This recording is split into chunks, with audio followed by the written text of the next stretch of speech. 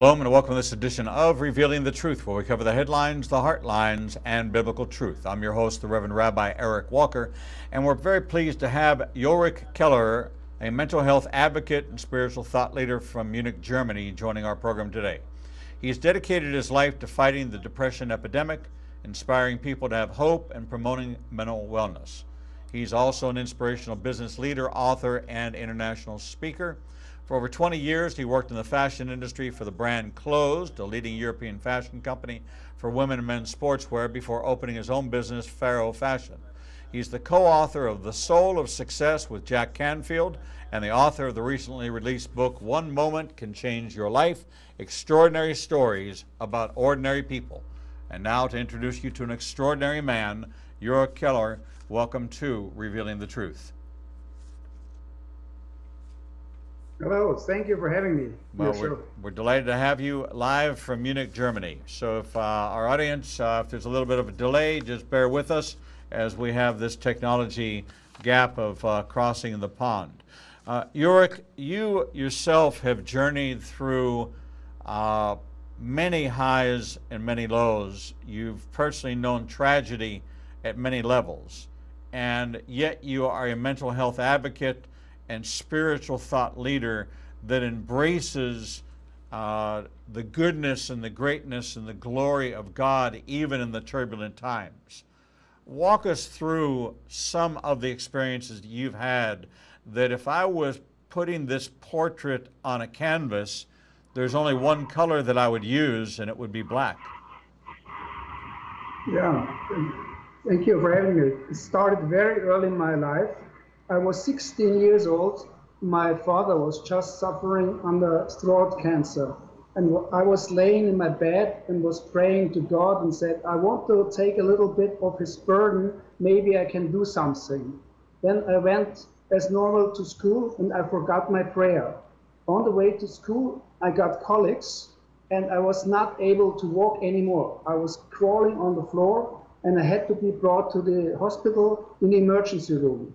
It took them 3 hours to find out it's pancreas.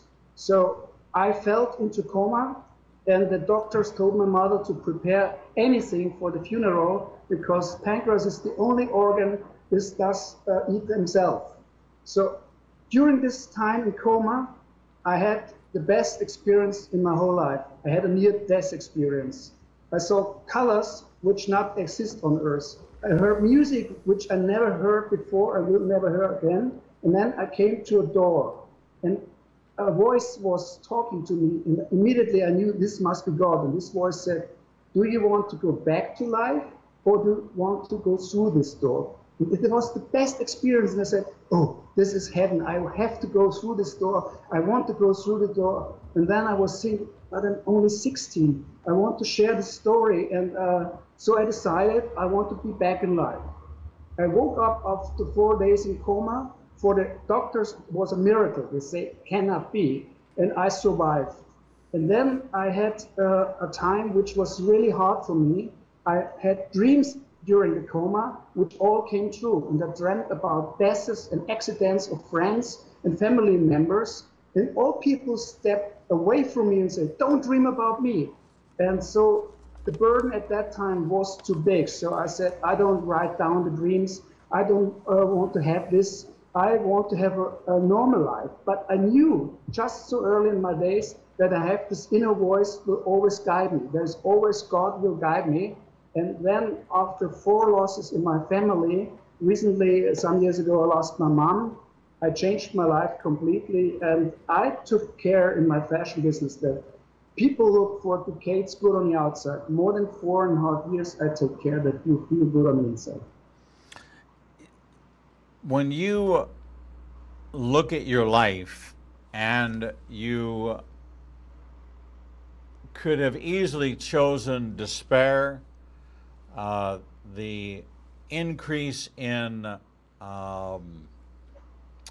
mass shootings, the increase in celebrity suicides, the increase in non-celebrity suicides, facing one tragedy after another, including the loss of your marriage, the loss of your father, the loss of your twin brother, so many things just pressing in on you. What was it that not only allowed you to embrace these turbulent times, but become an advocate for mental health and for the greatness and the goodness of God? The reason why I became this is the doctors told me I have been, again, 7 times in 2 years in hospital. And then they told me I had to have a big operation. And I had a really big operation where they took nearly out the half of the pancreas and ulcus and whatever. And they said to me, if you don't make the operation, you have 2 years to live. If you will do the operation, you have only till your first is bursted, then you have to die because the liver has to work double and so on and so on. And I had to take 45 pills every day just to survive.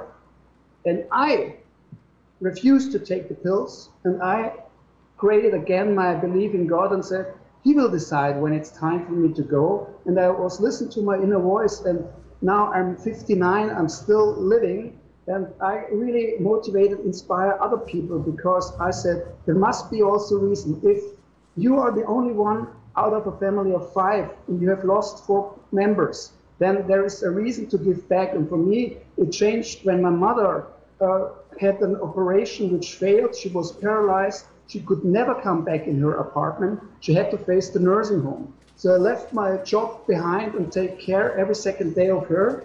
And then I was thinking back, what was always my biggest dream? My biggest dream was, like my father, he was a journalist, to write a book. But who should read my book? I'm not a doctor. I didn't go to college. I didn't finish the school. So I have no diploma. There is no title, no professor, nothing. And so I said, you listeners now can say I do something else, but mostly of them are in a wheelchair, just a joke. They have to listen to me. So I invented a 1-hour reading group. And I have to tell you, the first hour was awful. I was finished after 25 minutes. And my mother was in the group, and she said, read louder, speak more clearly, take a glass of water. Who is she? She's my mother. But then I improved. I get better and better every week. And now my mother always wanted to have the single room. She became the single room, and she fell again and died. And I was really thinking to continue. My mission was done. She had a single room. But if people wait for you 30 minutes before the event is starting and tell you this is the best hour of the week, what is wrong in our society if these people, they are the parents, these are the generation, they brought us to life. I feel everybody should give back something. 1 hour a week in a volunteer is nothing. It can be in the kindergarten. We have refugees, we have homeless, we have so many people that are really suffering. And people in my brand, they tell me earlier, no, we cannot do this, we have no time. I said, you spend 3 to 4 hours, television and YouTube and computer and everything. These are 13 years of your life. You go for golfing, you go for tennis. I did it selfish, I have to tell this. It was just in the beginning for my mother to have quicker this single room, but it transformed me completely because these people gave me more back than I give to them. And I'm just coming from the summer event. We have 5 events, and I was serving 200 people today with 85 degrees. And I was bringing the coffee. I took the coffee, I bring the food, I took the food. I mean, this is like a family for me. And I feel, yeah, we should not be depressed because the oldest one in my group is 108 years old. She saw 2 world wars. And I mean, these people are in the real group. Yeah, they're in a group. They're not in a Facebook group. They're now, again, and they bring out their stories. Nobody is listening anymore. The son and the daughter knows the story, and I'm coming. I'm only the entertainer. And then I took from them also stories from the book. In the beginning, the title was called 1 Hour a Week Can Change Your Life. But then I found out that even young people have a defining moment. You meet the love of your life on the train station. You win in the lottery. You get a job offer and go to foreign countries. So the title has changed now to One Moment Can Change Your Life. And this is really out since March on Amazon. And I interviewed people, young and old, more than 2.5 years. And it was a big burden because they told me all their stories. And I said also, I cannot only take drama, but fighting depression, I feel the most important thing is to listen to them and to take time and say, hey, I'm here, just here. You can tell me your story. And it took sometimes 5 to 6 months as people told me their stories because they were shy. That's how the world was. It's hard things too. But then they open up and see, oh, even Ulrich had something to fight in his life. And I feel it's a blessing if we have a good life and we can really think that God is guiding us and we should be there. It's interesting. Yesterday, I interviewed someone who came out of the New Age movement in California with Jack Canfield. They left the same group together at the same time. So to hear that you've co-authored a book with Jack Canfield, and I just interviewed somebody who was a friend of his yesterday, is really quite interesting. How were the two of you brought together? People know him as Chicken Soup for the Soul and for all of the books that he's written. What brought the two of you two together? This is a fun story. Jack Canfield was always a role model for me, and I read all his books. And when I started this reading in a nursing home, I found out very soon that these people have only a short concentration span. I cannot read more than 10, 12, 15 pages, otherwise they fall asleep or cannot concentrate anymore. So the Chicken Soup for the Soul series was a perfect fit for them, and these stories are all true, and they really loved Jack Canfield. And then there was an opportunity that Jack Canfield was booked in Philadelphia on a marketing seminar. And so I went there to see him. And he came out of the room and immediately went to him and said, oh, Jack, I'm Ulrich from Germany. I'm really upset with you. And he stepped back and said, well, what's going on? And I said, no, just a joke. You made me come to Philadelphia to see you. And I've heard you have been the first time in your life last week in Mannheim in Germany. So he said to me, you are invited for lunch. I said, no, Jack, I have not paid for lunch. No, I said, you come. And then we were speaking during the lunch and he said, Ulrich, from one book, you don't get rich. You have to do what I did. You have to write a series, Chicken Soup for the veteran soul, Chicken Soup for the Christian soul, Chicken Soup for the women's soul. So I said to him, Jack, I have a chapter on writing a book. It's called It's All About Fashion. Then I will do a book. It's all about religion. It's all about sport. It's all about mankind. He said, you got it. And shortly after, from his office came that they're still searching for co-authoring, and I have to fill out the application, and then they decide whether they take me or not. And so I left my chapter for his book, and I was taken. And friends told me, you wrote for your book, It's All About Fashion, more than 2 years. Now you give them the chapter, and you don't get any money for it. I said, there is only one Jack Canfield. And nobody knows Ulrich Kellerer, because in the US, nobody knows me. Right. So I was with him on the red carpet in Hollywood, and it started. Then I was invited in his house, and then I also became co-producer of his life work. There is a movie of Soul of Success, and I contributed to that and said, Jack, you're really my role model. And I met him again on the film premiere, so we're still in contact, and he gave me, and I'm so glad for this, he gave me the foreword for my new book. It's all, one moment can change your life.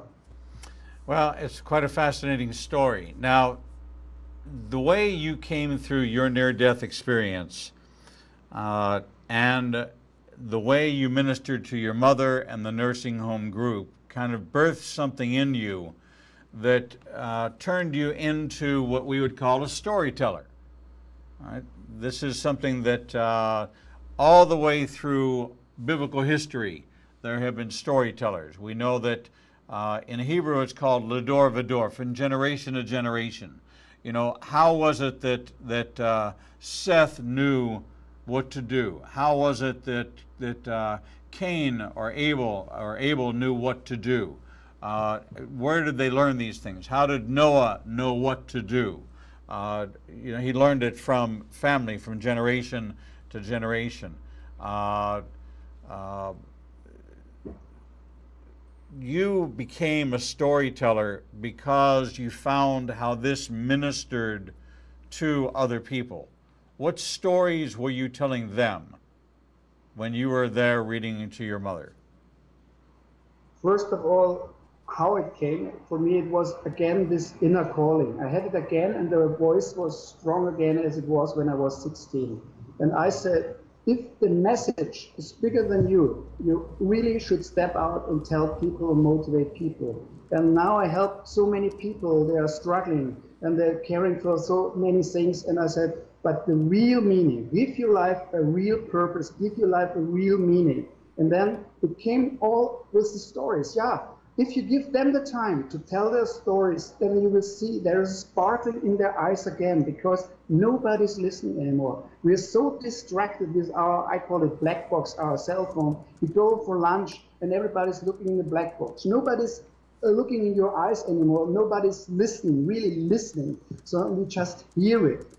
Did you say something? We're not listening. And if you show the people that you care and you give them the time, then they open up. And there is also, I have to tell, a miracle happened, and I didn't find it out in the beginning. We had a Holy Mass in November for every lost in a nursing home, and there was a small chapel. And I said to my wife, let's join in. This is a year where my mother passed away. And we went there and I said, what are they doing? They had 51 tea candles in 52 weeks, yes? There is an average of one person dying in this nursing home. Of course, the average is more than 80 years. So I was thinking back and said, oh, it's true. In the first 6 months of reading, I lost 4 people. And you know what the miracle is? More than 2 years. Nobody died anymore in my group. The oldest one is 108. So they have a concept. They have something, and if I'm out, sometimes I'm out just for a week and say I'm going to check camp, say hello to him. I said, the only promise you have to give me, you are still here when I'm coming back.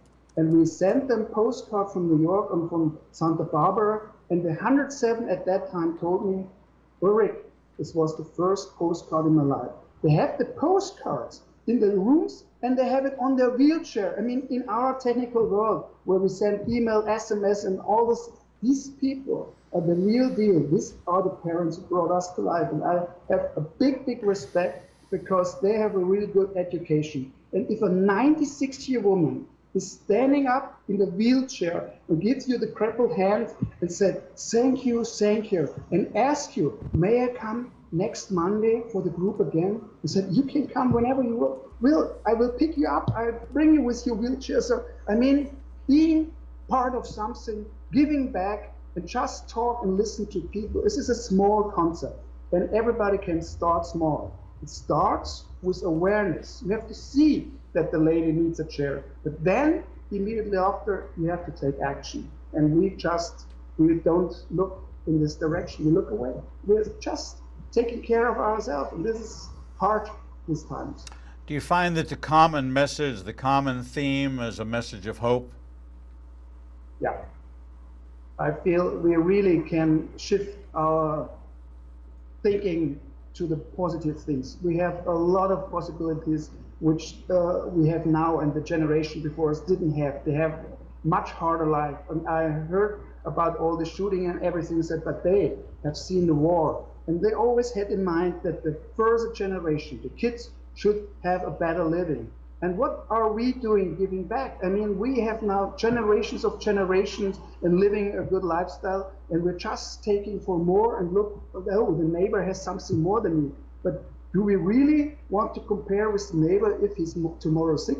I mean, we should be grateful and thankful for the living we have, and we should contribute to the society. We should give something back. And I mean, I always encourage these people doing volunteering. There's another thing. You can stop tomorrow. I mean, this is a thing. Volunteering can send them an email, say, hey, now I'm rich and famous, I don't do it. But you won't stop, because it transforms you. It makes you a better human being. And you're part of something and you give back. And these people love you and you love them, because they don't lie anymore. You know, in my fashion business, they say, oh, I love your collection, I love you, and tomorrow they're gone. These people know this is the last exit. There's never coming back in their apartment. So there is no reason to lie. But look you in the eye and say how it is. And I'm still learning every Monday from them. Are you finding that in these older groups in the nursing home that God is more present, that there are more people of faith. Society has become so godless.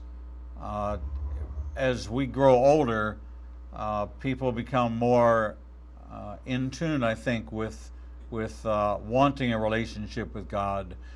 Is this a way for us to help them find in their last days the hope and comfort of a loving God, and that it would be a loving God that would send somebody like you or a volunteer to come read to them or talk with them? I feel this generation has much more faith in God, and they also know, a lot of them just gone and they will go soon, but they love these stories, and they love all stories also I'm reading from God, and also we have a very good time at Christmas, so I always make presents for them, and it's a book, and then they gave me a present as a book, and so we're really a group. I mean, this is starting with the respect. And it's really, we have a rule. You cannot sit here as Miss Kramer, here's Dr. Hahn. But we have a group, and then in the beginning they were even not speaking to each other. Now they share and bring you the glass of water, and they help you to eat the candies. So they're now a group, and they even say to the others, they're in the nursing home, they're not joining in. Hey, you don't come, you missed the best hour of the week. This is the reading hour for Mr. Kellerer. So the group expanded. I said in the beginning, I will read if 2 people show up, and I will read if 50 people show up. If only 1 will show up, I tell you a joke. But we never had it. And sometimes in winter months, they fall asleep and they're tired and it's dark outside.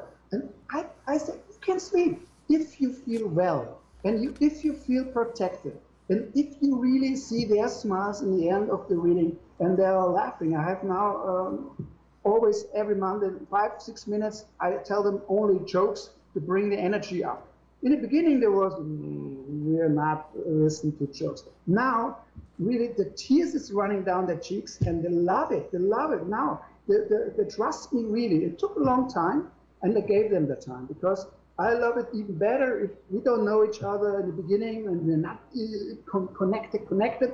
It takes time, but I'm learning from them, and they see I'm always prepared, because, I had also some cynical friends that told me, hey, Ulrich, you could read the same story from last year. They have dementia and Alzheimer. They don't recognize it.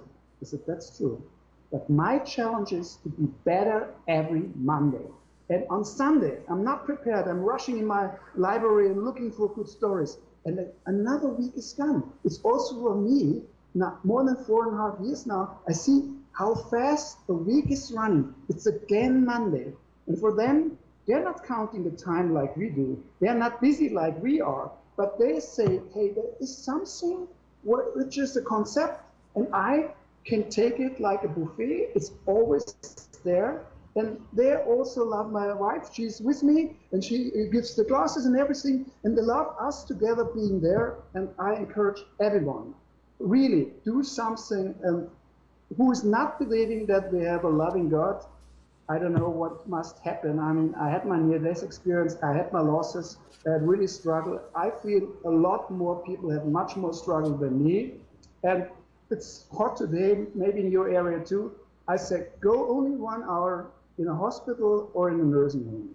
And then step out of it, have the fresh air, and be grateful and thankful that you can do what you can do. Amen. Amen. We're talking with Ulrich Kellerer, author of One Moment Can Change Your Life, Extraordinary Stories About Ordinary People. We're going to take a short break, and when we come back, we're going to hear some of the stories from this book that has taken place from interviews that Ulrich has done with individuals from around the world, and some incredible stories of hope, some incredible stories of faith, some incredible stories that will catch your attention and want you to know more. We'll be right back. Shalom. I'm the Reverend Rabbi Eric Walker, Executive Director of Igniting a Nation and host of the daily TV program Revealing the Truth, seen live every Monday through Friday from 9 a.m. to 1 p.m. Central Standard Time at www.ianbn.com, and then replayed throughout the day and night via our website. All of our segments can be seen on the Igniting a Nation YouTube channel. Since our launch in January of this year, we've expanded our global reach to over 54 countries with a social media following of over 125,000. Our commitment is to bring you the most in-depth interviews with authors, subject matter experts, and thought leaders from around the world. We have interviewed guests from Israel, Brazil, England, India, and all across North America. All of our authors are featured on the Books and Media page on our website, www.ianbn.com. There you can find a direct link to the book you want to order, and we receive a small commission directly from Amazon. There is no cost to you for this service. In addition to our daily teachings and interviews, we make available to you the archive of all of the interviews on our YouTube, Facebook, Twitter, and Instagram channels. Our live program is available from our homepage, and there is never a charge to you for any of this access. We made the decision long ago that we would remain a commercial-free resource that would not be influenced by any pressure from any outside company. There are only two ways that we are able to continue to operate this ministry and provide you with the only live 4-hour daily Christian television talk show program. The first is through your support and tax-deductible contributions to Igniting a Nation. These can be made directly through the donate button on the website or sent through the mail to Igniting a Nation, 2700 Corporate Drive, Suite 120, Birmingham, Alabama, 35242. The other way we support the program is by offering you a unique opportunity to have access to over 10 years worth of teachings on a subscription basis. The teaching archives contains all of my prior sermons, Torah studies, prophecy in the news videos, and much more for the low subscription price of $5 per month. This subscription grants you unlimited access to over 800 hours of content not available elsewhere and is updated weekly with the most current prophecy classes. In addition to 20 hours of original TV programming each weekday, we invite you to join us live every Monday, Tuesday, and Thursday evenings for our Prophecy in the News classes. The times and locations are listed on our events page on the website www.ianbn.com. Every day, you and I are faced with the challenge of where we will go to hear the truth. We are committed to bring you the only program of its kind that covers the headlines, the heartlines, and biblical truth. We cannot do this without your support. Since we launched on January 5th, 2017, we have aired over 300 individual teachings, interviews, and commentaries not available anywhere else. We are now working side by side with almost every major Christian publishing house to bring you the most in-depth feature interviews possible. Our 1-hour features address every subject that affects the believer's life. We are hearing of salvations from the Middle East, Africa, and all across the United States. Lives are being changed every day, and we have only just begun. Our mission is to become your trusted resource and grant you access to the people, tools, and information you need to grow in your relationship with the Lord. You can help us by liking us on social media and through your financial support. We know you have many choices in who you support, but we are prayerfully asking you to consider helping us keep revealing the truth, true to our calling, to cover the headlines, the heartlines, and biblical truth like no other program available. Donate today and help us bring the message to the four corners of the earth. Visit www.ianbn.com and donate, buy a book, or subscribe to our teaching archives. Without you, we do not exist. Shalom and welcome back to this edition of Revealing the Truth, where we cover the headlines, the heartlines, and biblical truth. I'm your host, the Reverend Rabbi Eric Walker, and we're talking with Ulrich Kellerer, author of One Moment Can Change Your Life, Extraordinary Stories About Ordinary People. Ulrich, welcome back to Revealing the Truth. Hello. Yeah. Ulrich, this book is filled with compelling stories about how people can find hope in turbulent times, how to make the most out of life's most challenging moments. There's so many rich stories in here, and I'd kind of like you to tease our audience because I want them to get the book for themselves. because these are actually stories that they could take into a nursing home and read. If they, well, what would I read if I went to a nursing home? What would I read if I went to a hospital? Well, they could read some of these stories as part of their reading to the group, but maybe you could share one or two of those stories with our audience so they can see what this book contains. Yeah, I like to tell you one story, and then I would like to read one story. Okay. The story I like to tell is last year on vacation I was with my wife in the Bahamas, and I met an American couple, and the guy said to me, "I'm drawn to you, I don't know why, I have to talk to you." Then I said, "I'm standing in front of you, why not talking to me?" And he is a pilot of a big airline in the States. His wife was asking me what I'm doing, and I said, "I'm interviewing people for my new book, my upcoming book, One Moment Can Change Your Life." And she said, "This is very interesting. I have a story you would not believe me and you would not take for your book." I said, "Barbara, I've heard in the last 2.5 years stories. They're so unbelievable. So if you like to share your story, I'm surely taking your story, because if you have only one with your story, then it's worth it."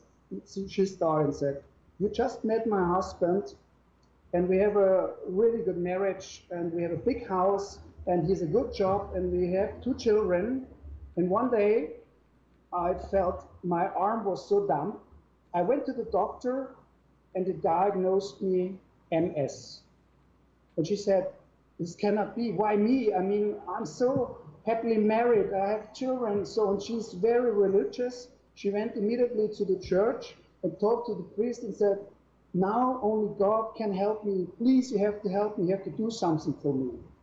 And the priest said to her, "Not now. Go home. Not now." And she was so depressed. She was sent home even from the church and said, "Even the Lord leaves me alone now. What can I do?" But in the meantime, the community was praying for her. And 9 days after that, they came to her house, the whole community, praying in front of her, and she had an instant healing. She had an instant healing from MS, and all the scans shows she's now really in good shape.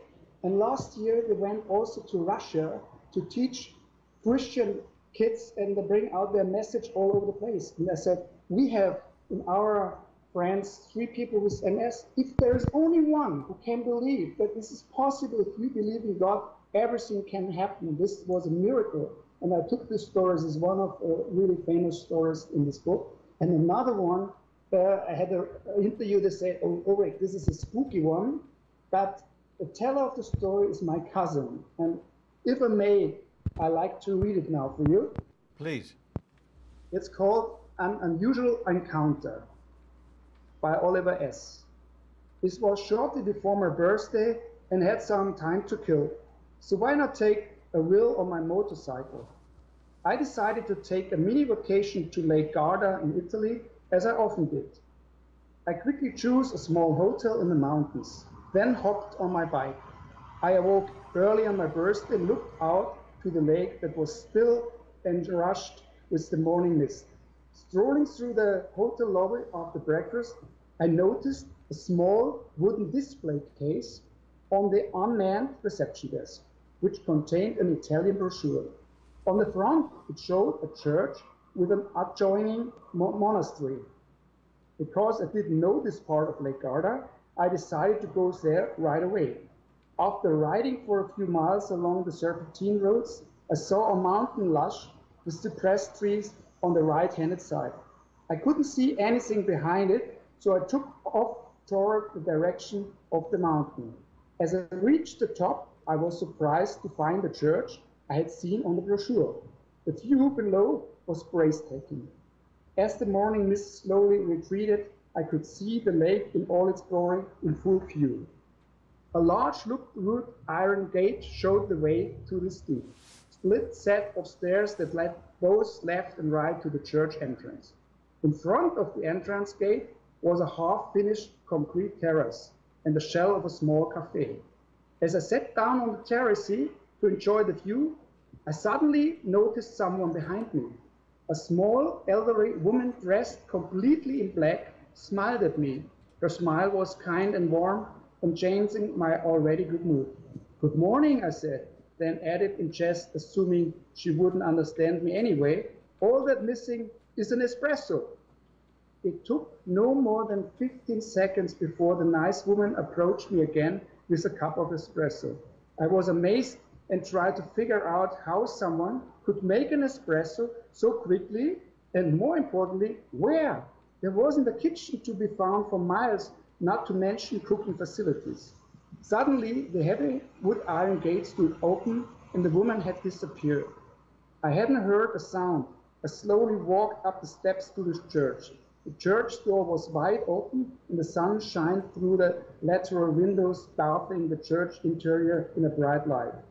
All at once, I saw the elderly woman again as she stood before the vestry, smiling warmly at me once again. I quickly ran to her, opening my wallet to reimburse her for the espresso, but the woman smiled, shaking her head and disappearing into the vestry. I placed the banknote in the donation box at the entrance and left the church 20 minutes later. After that, I rode my motorcycle aimlessly through the mountains, but for some reason I couldn't get the woman out of my mind. Suddenly, my cell phone rang. I stopped my bike and took this call. A good friend wanted to wish me a happy birthday. What are you up to today? Can you believe I'm in Lake Garda?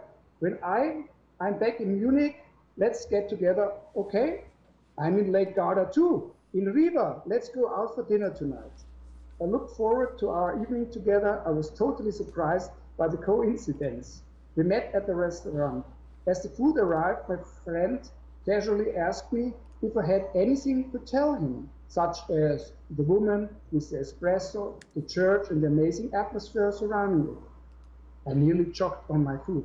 How on earth could he have known? It was impossible. As I pressed him for information, he merely said, "That you have to find out for yourself."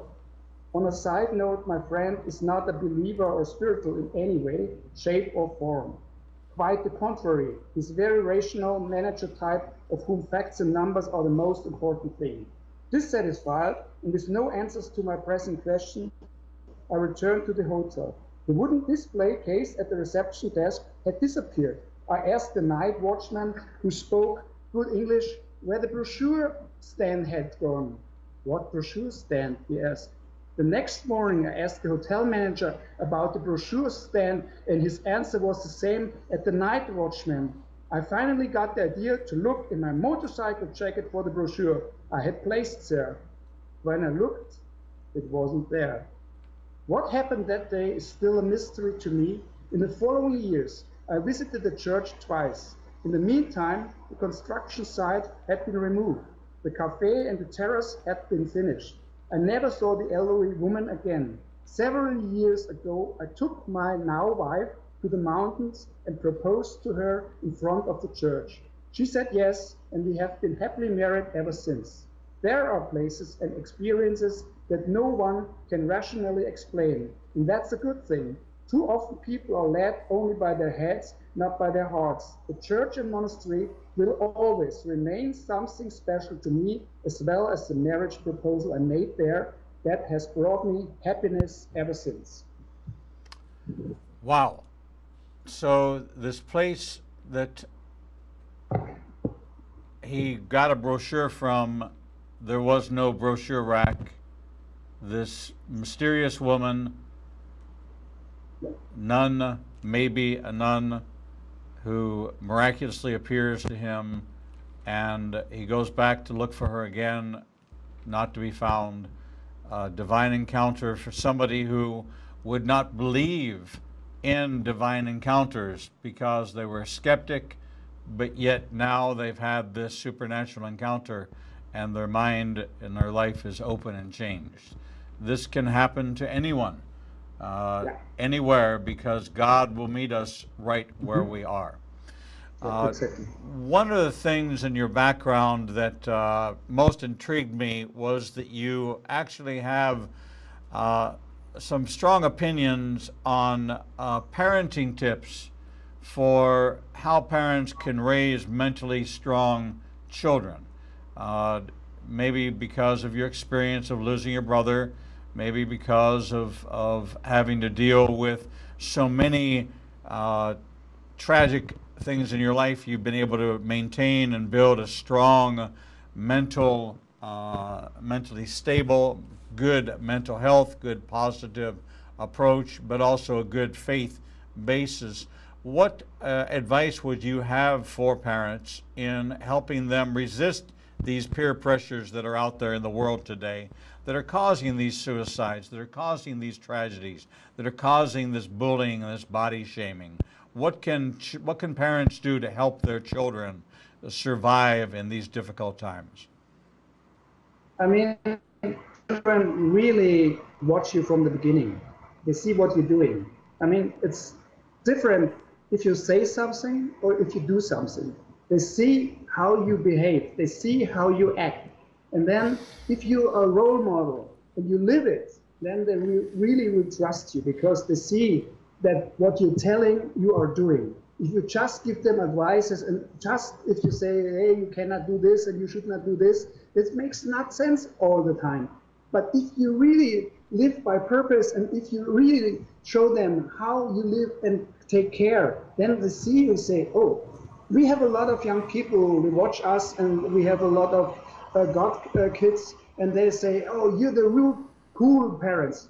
We're not the cool parents. We just also respect the children, and we know about their problems struggling in this world, and we know about their wishes and what they all want, and they need a new iPhone number 10. I know all this, but if you really take time, and this is the same with the old people, if you take time really with them and for them, and you respect them, and you are there, or you just say, hey, if there is always a problem, you can always come to me, you can call me in the night, wherever it is, then they will trust you. And this is the biggest thing. If they trust you, then they have something to rely on. Then they say, yeah, there's somebody who really is doing what he's telling. And so for me, this is so easy, because it is also fun seeing these children, how they grow up and how they watch you. Because you are a role model. Yeah, you have your job. How have you done? You can, again, tell them stories and say, I did it this way. Maybe you can try it this way. So we have now, but you have to take care, take time and care. If you also with your kids look in your black box and you're just hearing them, but you're not listening, then it will not work. Ulrich, in the stories that you created through these interviews, was there a common theme among these stories that you began to find which was a thread of hope or a thread of faith, or was there something that wound up, whether or not it was serendipitous or not, that it seemed that there was something in common about all these different stories that you were able to glean from it, a cohesive message, or were they very disparate in their stories? No, they have really all something in common, and this is that even if it's a drama, even if they struggle through something very bad, afterwards they all created a very positive thinking, and they are really grateful and said, oh, this was a really bad accident, whatever it was, but they became all stronger. And they're all really telling their stories and helping others with their stories, and say, I'm thankful that I'm still here. And the next time I can do better and then learn from this story. And the concept for me behind this one moment can change your life is that I say, every moment is precious. Yesterday is gone, we know. Tomorrow is unsecure, we don't know. The only moment is now. I'm now talking with you. I'm now in the here and now. And we forget it, because if you ask very busy people, where have you been last Tuesday? I don't know, I was so busy. But we have only the same, we are busy. But are we really aware? Are we really focused? Are we really taking care? And I mean, sometimes it's better to do a little less and concentrate and focus on what you're really doing. It takes some minutes for rest and think. And I also, every day I go for a walk for 30 minutes and to really what I'm thinking. So, I mean, I take care of what I'm saying. And I tell to my people who are working with me, you should really use your brain. I mean, we have this gift from God. We can use our brain, and we could also use, and I also encourage this, use your heart. Let us be what we are meant to be. Let's be human. We have time for one more story. Does one come to mind that you'd like to share with our audience? Yeah, there is another story I would like to share. This was the first story in the book because it was very hard for me in the beginning to collect the stories. Nobody wanted to give me the story. And the mother of my wife was the first one in the age of 82 and told me, yeah, I write it with my hand. And this is a love story. She was meeting her husband, and it was the wartime and was tough time, and he had really a problem on the brain, and he had to have a very heavy operation. And so they took something out of his brain, and it was not sure whether he will survive. And he said to her, when I survive, will you marry me? And she said yes. And she believed that he will survive. And he survived, and they was happily married 54 years and have two great children. One of the children is my wife. And I mean, this is also, again, another role model, the mother of my wife, because this is a really family, and they really took care that the family feels good. And I feel we have lost in our days that family is so important for us. One is living here, one is living there, we're all busy. I have my job, they have their job. I feel, no, they raised us and they spent so many time with us when we was young. Why not giving back if we are stronger now than then, and they're just suffering under some conditions, and giving back and taking care. But one thing is different. If your father or your mother is suffering, you take it so personally in your heart because you know how strong he or she was. But for me, these people, I have still all kind of compassion, but I can step out afterwards and breathe the air and say, thank you, God, that I'm still here, and I hope to serve again next Monday. You know, I come from a generation where everybody in my neighborhood, all the kids were raised to volunteer, either at the local hospital, they called them candy stripers. You would just be there to wheel wheelchairs down, to take a cart, to take a wheelchair up to a room, to take somebody down to be picked up. You just were there to serve. And you started at about 13 years old. You did it till you're about 15 or 16 to learn to be a good person in the community. You got to be around old people. You got to be around odors. You got to become familiar with the sights and sounds of a hospital, of sickness, of death, of things that were real in life. But it gave you an appreciation for serving others and bringing a smile to someone's face, to being able to serve them the same way that God created us to serve one another. You've created a gift, or developed a gift in yourself of becoming a storyteller. And so through the gift of storytelling, you've been able to impact so many lives. This is not a talent that you have to go get a degree for. This is not something that you have to go out and be trained for.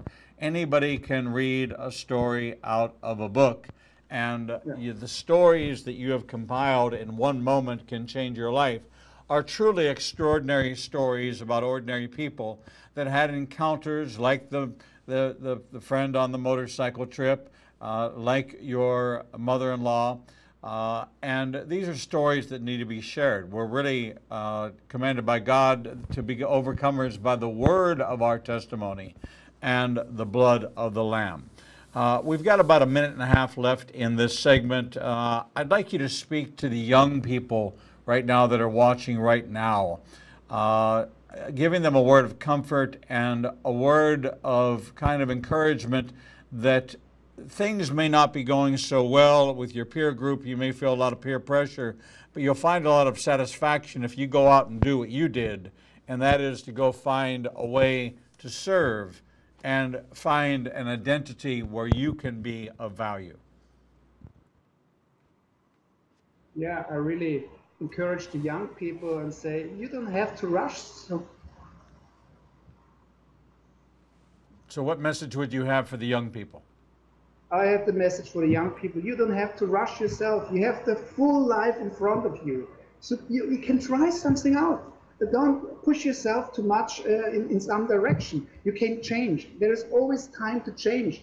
Try something out and listen to your heart. We all have this inner voice. I believe very strong in that. You just have to be quiet. You don't have to meditate, but just take a little relaxing time and think what you really like to do. What are you good at? I mean, nobody is good in everything. I'm not a technical guy, so I'm maybe an inspirational guy. So you can find out what's your purpose in life, and then you try out and then give back to the world. And also, you can always ask people. I mean, ask your parents, ask your friends, and really ask people. They are role models for you. I said Jack Canfield was for me out of reach. I said, oh, he's a role model. I will never meet him. I met him. I mean, I just went on my way to meet him, and I read his stories. And though we are now friends together, I feel really you have the whole life in front of you. Don't rush too much and do things which make you feel good. Words of wisdom from the author of One Moment Can Change Your Life, Ulrich Kellerer. Extraordinary stories about ordinary people, now available online through Amazon, Barnes & Noble, anywhere books are sold. All throughout the world, this book is now being published. Ulrich Kellerer, thank you so much for sharing this with us here on Revealing the Truth. Thank you for having me on your show, Jason. Thank you very much. God bless you, my friend. And we're going to take a short break, and when we come back, we'll bring you the next edition of Revealing the Truth.